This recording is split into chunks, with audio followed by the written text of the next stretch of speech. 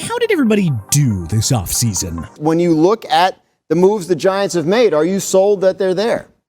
No, not at all.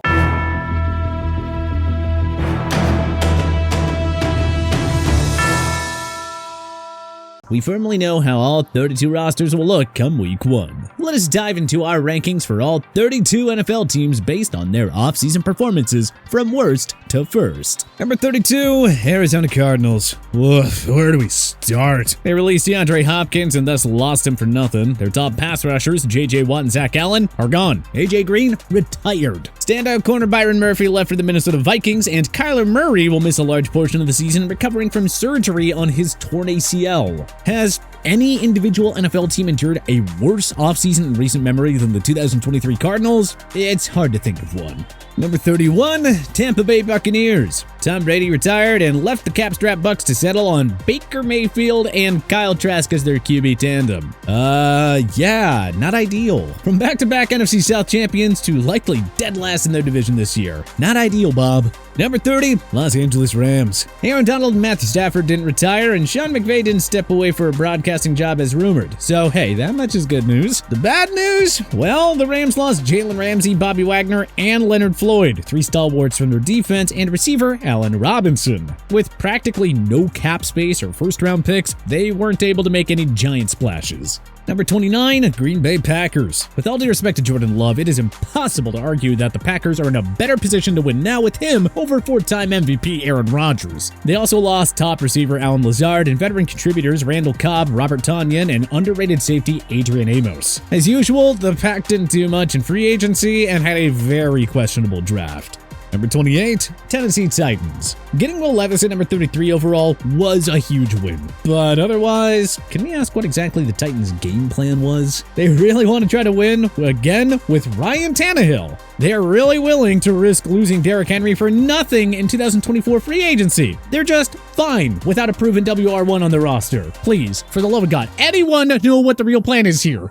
Number 27, Las Vegas Raiders. Sorry, but swapping out a more reliable and healthier Derek Carr for the oft-injured and inconsistent Jimmy Garoppolo won't ever make sense to us. Trading away Darren Waller does little to help this offense, and who on earth is going to make stops in the secondary? Did the Raiders not see how atrocious their defense was last year? Number 26, Buffalo Bills. The Bills lost star linebacker Tremaine Edmonds in free agency and could not find a suitable replacement with limited draft capital. Dalton Kincaid should be a nice weapon for Josh Allen down the line, but how much will he realistically contribute as a rookie for a team in win-now mode? Brandon Beane didn't address the need for a WR2, for extra O-line help, or for additional depth in the secondary. Number 25, Atlanta Falcons. Terry Fontenot bolstered the defense by bringing in Jeff Okudah, Jesse Bates, Bud Dupree, Calais Campbell, and David Onyemata. So, hey, that much we do like. But why did they use the number 8 selection on running back Bijan Robinson when they already have a 1K rusher in Tyler Algier? And with the division wide open, Atlanta really wants to roll with the Desmond Ridder-Taylor Heineke QB duo. Number 24,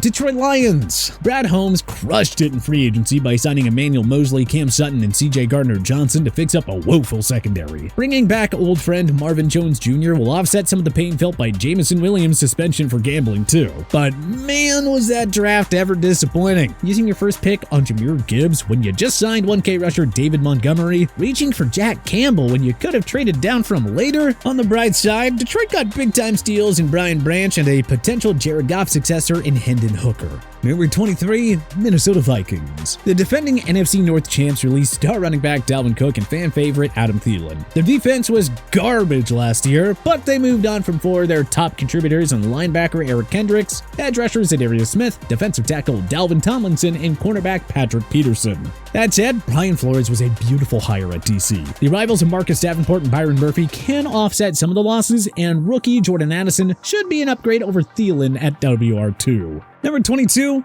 Jacksonville Jaguars. The reigning AFC South champs had a relatively quiet offseason. They placed a franchise tag on tight end Evan Ingram and bid farewell to receiver Marvin Jones and defensive lineman Arden Key. But they are loaded with young stars and thus don't have to blow away all the cap space on unnecessary luxuries. Number 21, Indianapolis Colts. The Colts' first big move was hiring ex-Philadelphia Eagles OC Shane Steichen as their new head coach. Chris Ballard signed everyone's favorite backup QB in Gardner Minshew and took a chance on the ultimate boomer bust prospect in Anthony Richardson at number 24 overall. Other than all that, it's been a relatively quiet offseason in Indy.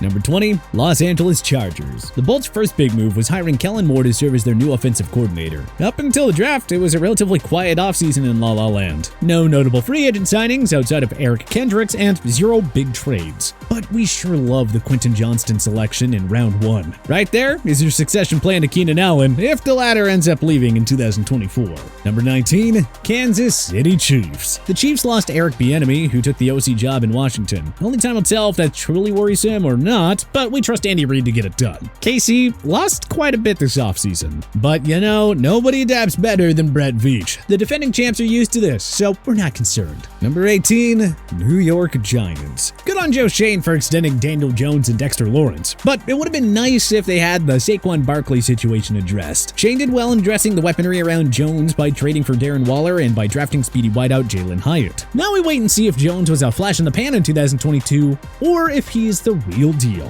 Number 17, Denver Broncos. Hiring a future Hall of Famer head coach in Sean Payton will always be a win. I mean, if Payton can't fix Russell Wilson, then nobody can. George Payton addressed a pathetic O-line by signing 2 new starters in Ben Powers and Mike McGlinchey. He lost standout pass rusher Draymond Jones, but found 2 quality replacements in Frank Clark and Zach Allen. All in all, a pretty good piece of work here by Payton. Number 16, San Francisco 49ers. They did lose beloved DC DeMeco Ryans, who left to coach Houston, as well as safety Jimmy Ward and offensive lineman Mike McGlinchey. But the 49ers also stole star defensive tackle Javon Hargrave from the rival Eagles in free agency, and that is a win. Letting Jimmy Garoppolo walk was also a no-brainer. They may have lost more than they gained on paper, but the 49ers are too deep and star-studded to disappoint at all in 2023. Number 15, New Orleans Saints. We're torn here. Nothing's fine, I'm torn. On one hand, the Saints could have probably just accepted it was time to rebuild following their first losing season in 6 years. And on the other hand, why not sign a multi-time Pro Bowl QB and take advantage of football's worst division? Carr should be their best QB since 2018 Drew Brees, the latter's last fully healthy season. Number 14, Chicago Bears. The Bears wasted no time fixing up the league's worst scoring D in 2022, signing Pro Bowl linebacker Tremaine Edmonds and 2 vastly underrated dudes in TJ Edwards and DeMarcus Walker to fix the front 7. The Bears got a nice haul from Carolina in exchange for the number 1 selection, including a true WR1 in DJ Moore, while finding a hopeful new franchise offensive tackle in Darnell Wright at number 10 overall. Now let's see if the new-look Bears can come together. Number 13, New England Patriots. The Patriots won the offseason once they hired old friend Bill O'Brien to serve as the OC, which meant getting Matt Patricia and Joe Judge out of that rule. Bill Belichick won the draft when he got Oregon corner Christian Gonzalez with his first-round pick, and it's hard not to like his additions of Juju Smith-Schuster and Mike Gesicki, who should be nice playmakers for Mac Jones in the passing game. Number 12, Cincinnati Bengals. The Bengals upgraded their O-line by signing away Orlando Brown Jr. from the rival Chiefs, which was a giant win for starters. Snagging Clemson's Miles Murphy at number 28 overall was a wonderful move too. The Bengals didn't have to do much roster tinkering given how dangerous they are on both sides of the ball. Number 11, Cleveland Browns. A nice job here by GM Andrew Berry. He traded for Elijah Moore and drafted Cedric Tillman, giving the Browns 2 potential WR2 options there to help Amari Cooper. Berry got some pass rushing help from Myles Garrett by signing Dalvin Tomlinson and by trading for Za'Darius Smith. Getting ex-Chief safety Juan Thornhill in free agency was another savvy piece of work. No more excuses. The Browns have to be a playoff contender again in 2023. Number 10, Baltimore Ravens. The Ravens cracked the top 10 because Lamar Jackson went from requesting a trade to signing a 5-year, $230 million extension. It's always going to be a good thing when your superstar franchise QB agrees to a long-term deal. Baltimore also upgraded the receiver room by signing Odell Beckham Jr. and Nelson Aguilar and by drafting Zay Flowers. Swapping out Greg Roman for Todd Monken at OC was probably necessary, so now let's see if the Ravens go from rush-only offense to a monster two-way balanced machine. Number 9, Washington Commanders. Hey, congrats Commanders, you are this high because the worst sports owner in the world, no exaggeration at all, is finally gone. Dan Snyder did something right with his life and sold the team. Aside from that, they upped Deron Payne for 4 years and found a new potential shutdown corner in Emmanuel Forbes with the number 16 pick. We wish they did a little more at QB, but only time will tell if Sam Howell or Jacoby Brissett can hold down the fort there. Number 8, Miami Dolphins. Defense was Miami's weak link in a rare playoff year last season. The hiring of Vic Fangio for the DC role was a home run to start with, and then they traded for the game's best cornerback in Jalen Ramsey via the Rams. Hard to complain if you're a Miami fan. With a great mix of young and veteran studs, they are more than capable of going on a deep run here in 2023.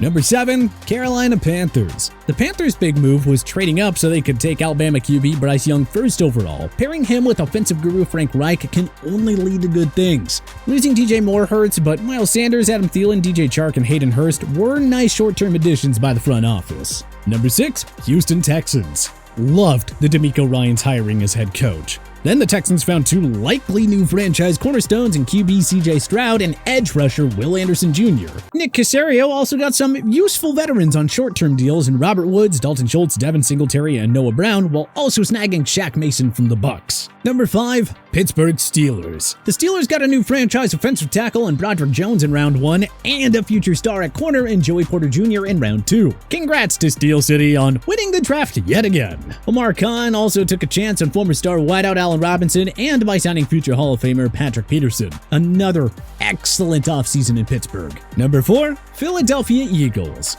The defending NFC champs lost both their coordinators plus Miles Sanders, TJ Edwards, Javon Hargrave, CJ Gardner-Johnson, and Kaiser White. But yeah, no, we ain't worried. They still have football's deepest roster, plus Howie Roseman crushed it at the draft by snagging Jalen Carter, Nolan Smith, and Keely Ringo. Number 3, Dallas Cowboys. Jerry Jones addressed the need for a quality WR2 by landing Brandon Cooks from the Texans. He added the need for another shutdown corner by acquiring Stephon Gilmore from the Colts. And he got both of them for late-round picks. Take a bow, Mr. Jones. Number 2, Seattle Seahawks. Let's see. They brought back old friend and future Hall of Famer Bobby Wagner and signed Draymond Jones to fix the front 7. They extended Geno Smith on a reasonable deal and used their first-round picks on 2 future stars and cornerback Devin Witherspoon and wide receiver Jackson Smith-Njigba. These Hawks are truly ready to roll in 2023.